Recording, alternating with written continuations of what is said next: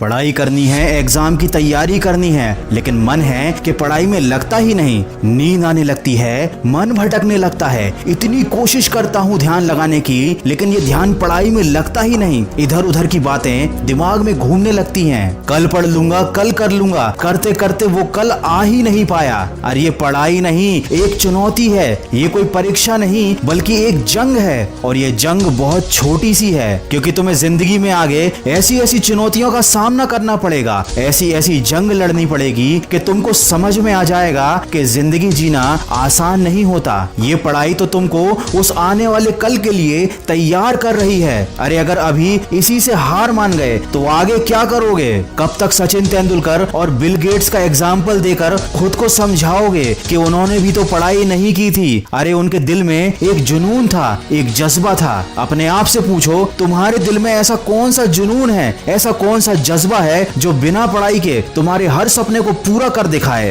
अरे जब तुम्हारी उंगलियों के निशान तक इस दुनिया में किसी और से नहीं मिलते, तो क्यों तुम अपनी तुलना दूसरों से करके हार मान लेते हो? कब तक इन बातों को सोचोगे कि पढ़ाई कुछ नहीं होती, पढ़ाई करने से क्या होता है, पढ़ाई करने से क्या मिल जाता है? अरे अगर पढ़ाई कुछ भी नहीं होती, पढ़ाई की कोई औकात नहीं है, तो ये पढ़ाई तुमसे क्यों नहीं हो रही? तुमको पता है ना, जिंदगी में अगर दूसरों से आगे जाना है, एक बेहतर जिंदगी जीनी है, तो वो काम करने पड़ते हैं जो दूसरों से करते नहीं बनते। सोचो पढ़ाई भी वही काम है जो हर किसी से करते नहीं बनता और तुमसे भी करते नहीं बन रहा। लेकिन अगर तुम कर लोगे तो तुम उन सब लोगों से आगे निकल जाओगे जो हार मान चुके हैं। आज अगर तुम अपने मन के ऊपर एक छोटी सी जीत हासिल कर लोगे तो कल बड़ी बड़ी मुश्किलों का भी हल निकाल पाओगे। सोचो अगर इतनी छोटी सी चीज से ही तुम हार गए तो आगे क्या करोगे? सोचो अगर इस मामूली से काम को करने के लिए तुम खुद को फोकस नहीं कर पा रहे हो तो आगे क्या करोगे? सोचो जब तुम अभी अपने मन को काबू में नहीं कर पा रहे हो तो आगे क्या करोगे? मैं ये नहीं कह रहा कि पढ़ाई से प्यार करो, मैं ये भी नहीं कह रहा कि किताब से प्यार करो, लेकिन कम से कम अपनी जिंदगी से तो प्यार करो। आज लॉकडाउन ने तुम्हारे सामने एक उदाहरण लाकर रख दिया है कि जो लोग आर्थिक रूप से मजबूत थे, उन लोगों के लिए ये लॉकडाउन छुट्टियों की तरह था। उन्हें कोई फर्क नहीं पड़ा, बल्कि उन्होंने तो इस लॉकडाउन में मजे लूटे, क्योंकि शायद उन्होंने काफी पहले मेहनत कर ली थी, पढ़ाई कर ली थी, खुद को इतना काबिल और सक्सेसफुल बना लिया था कि आज की इस बुरी परिस्थिति का